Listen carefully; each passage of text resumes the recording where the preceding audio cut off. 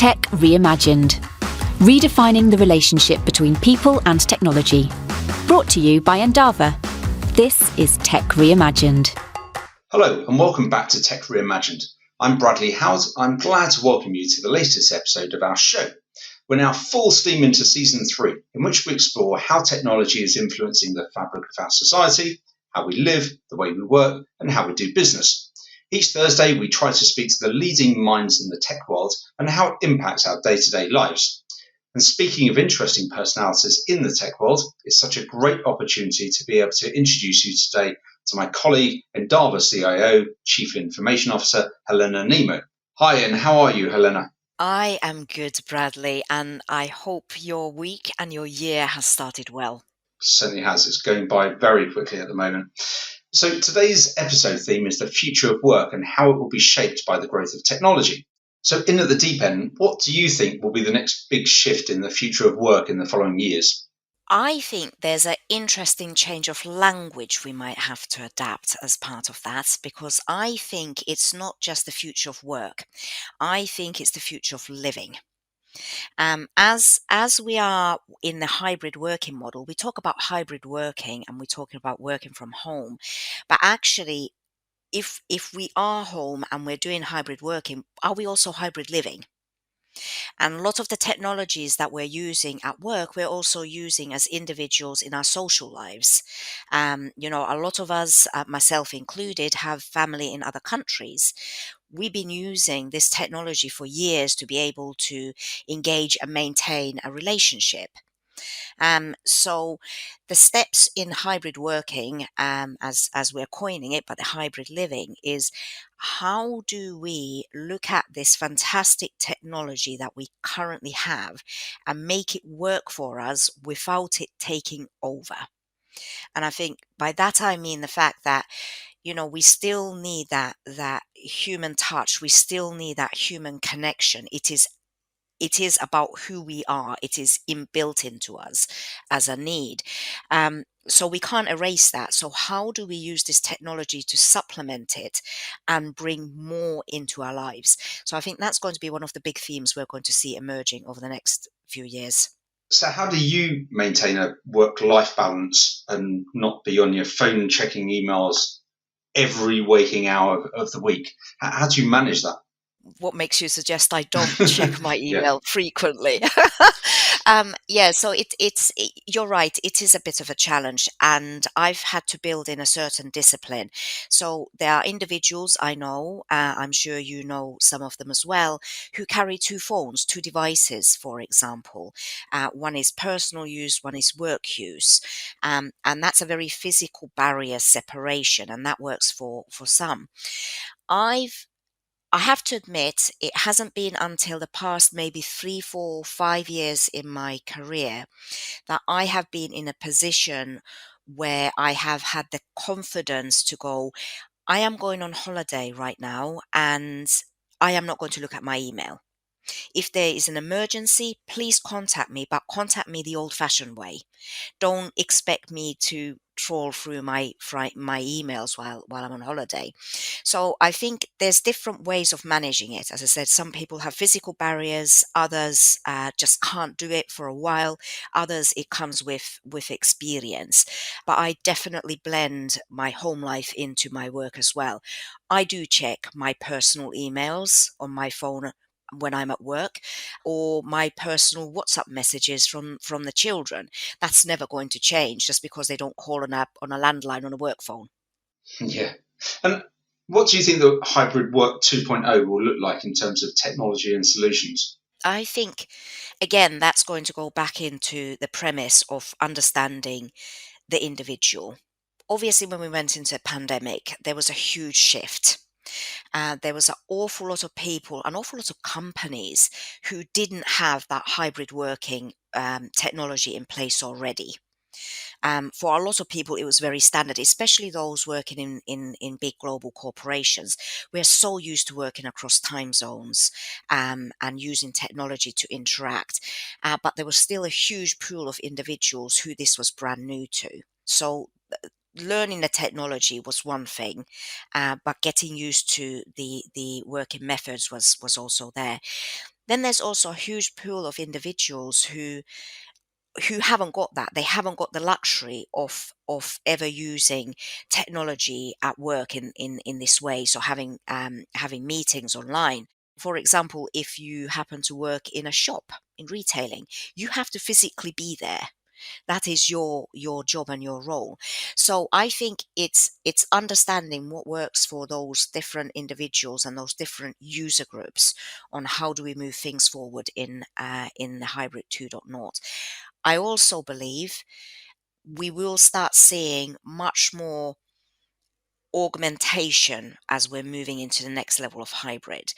We are still only in infancy when we talk about VR and AR and how that can enhance individuals' working lives. Can you foresee a time when a company is going to hand out headsets, like Oculus headsets, for their employees? There has been so definitely during 21 and 22, there was a massive influx where companies were buying headsets for people to experience VR. I don't think it's quite there yet. From that perspective, the bits that I'd like to see happening first is the AR piece. If you work in any field engineering, be it fixing boilers or anything else, being able to have that AR experience in front of you when you're trying to figure out the make and the model of the boiler, for example, and trying to find what are the spare parts you might have to order. That is a revelation compared to having a paper-based handbook, for example.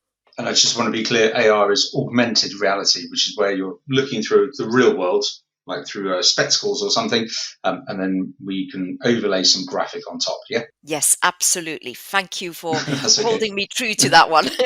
And when it comes to hybrid working, of working sometimes remotely, sometimes in a central office, do you think that we should invite certain groups of people, for example, more junior colleagues, into the office so they can learn from everyone, or do you think that it should just be free for all? Whoever wants to come in can come in. Again, there's a bit of a combination. So I would say that when you're starting out in your career, having that face to face and that social interaction is actually part of the process.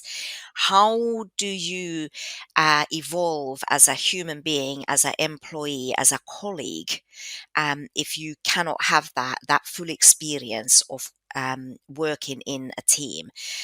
So I think for graduates in particular, really important. Anybody in just starting their working career, very important. Having that Thursday night beer is just as revolutionary for a young person in the workplace than actually being physically in the office. So I think it's really, really important. Yeah, there is so much implicit learning from being around other people early on in your career. But I personally worry that if you've just got lots of junior people in the office, you need lots of senior people as well for them to learn for them to learn not from, and to pick up some of the communication and language, etc. You're absolutely right. And seniors have to make a conscious effort of being seen. Now, the challenge with seniors often is that, we are locked in meeting rooms. We can be locked in a meeting room for 8 hours a day, which means that actually you don't see us at all, or there's more traveling involved. So we're thinner on the ground from the sense that, who is there. So I think there's specific effort and events that needs to be created where you can have that mixing of different groups of individuals. You can have an opportunity to have conversations about certain things. So I think there's a definite tailoring on how do you initiate and maintain those conversations between different seniority groups and different groups from different functions. We talked a little bit before about virtual reality and also augmented reality. Have you seen any solutions that can override the remote working type environment? One of the things that really frustrates me is that although Teams is very good, there's still like this half-second delay, which means sometimes people are talking over each other, or you can't see enough of someone's body language to know when they finished a comment. So have you seen anything come out recently where you're thinking, you know what, that could be really good, if not now, in the future? Well, I do think virtual reality definitely is going to be the way moving forward. I don't think we're there yet. I think we've got another decade to move on it, to really develop it, for it to be something that is you can easily move between the physical and the virtual. The latest iterations that we've seen for example, the Oculus technologies, you can see a desk and you can do some of that kind of moving back and forth between physical and virtual. But we're still not there with things like the headsets. And we have to remember, I absolutely love virtual reality. I think it's the best thing on a cold winter's evening, to put a virtual reality headset on, and drift off. But what we forget that actually there's a lot of people there who cannot stand the experience. So the experience of the virtual reality is physically or mentally distressing for those individuals. So I think there's a bit of a way to go to actually develop it into something that really, really will move the dial for everybody as it needs to do, because it does need to move it to everybody.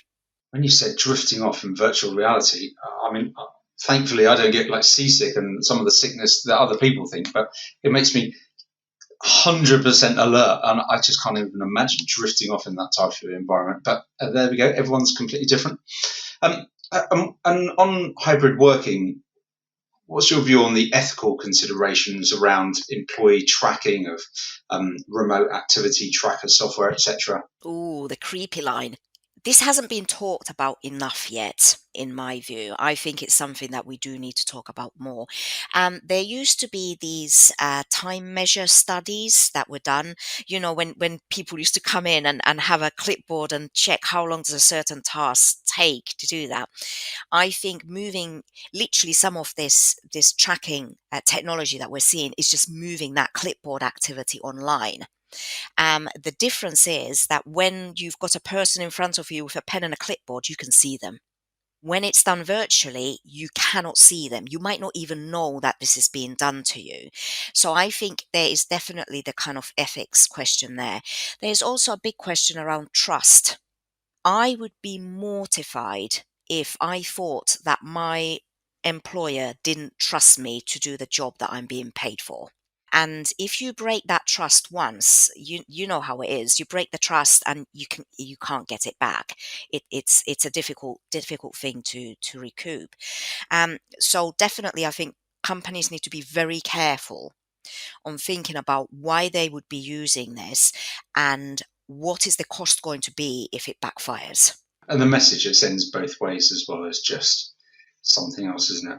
Absolutely. And I think there's just a technology war going on between devices that try and circumvent the remote tracking software. I think there are like cradles and stuff on Amazon that, I don't know, tilt your mouse or something. We don't have them, so therefore I don't know enough about them. But I see memes and stuff on Twitter about this continuous war between the tracking software and then devices to counteract that. So it just sounds crazy to me all the time. Um, my last question for you is: how can companies ensure that the right policies are being applied to at-home working environments and hybrid working environments? This is going to be an interesting development piece again. So, not everybody, like I'm very lucky, I have got my own working space, I have my own working office at home, but not everybody has that luxury. So, that means that we are seeing individuals maybe working in a setup that is completely inappropriate. They might be sitting on their bed, cross legged, hunched over their laptop. And if you do it for a while and when you're younger, it doesn't really matter. But if you do it constantly and continuously, it is going to give you problems. So, whose responsibility is that? The whole piece around working environment, when we come into the office, we all have ergonomically designed chairs and we've got the proper seating height and we've got feet risers and we've got laptop risers. We have it all. But are we taking the same care when we're doing that at home, either as employers or as individuals? So I think there's that whole health and safety and that policy piece is definitely there. Then there's other policies which are um, they're less kind of overt, but the whole thing of when do you start and stop working? Making sure that individuals do take breaks, making sure that individuals um, don't work 14 hours a day. So I think there's all these kind of things that we do need to think about and make sure that we are somehow tracking and understanding them. And I don't talk about crossing the creepy line here by having tracking technologies, but literally that we understand what are the safeguards we need to put in place, because we want everybody to be productive and happy. And to be productive and happy, you need to have enough downtime and good enough working environment for that to happen. Yeah, definitely. And as someone who had a trapped nerve in my neck last year from poor posture over decades of just bad posture, I can't advocate that enough. Please just get up, move around every so often, set timers on your desktop, etc. So thank you very much for that. Thank you, Helena, for joining us for the whole of the episode on the different perspective of the future of work. If anyone wants to get hold of you, what's the best way of doing so? I am easily found on LinkedIn under Helena Nimmo. Great. Thank you very much. I'm Bradley Howard, and until next week,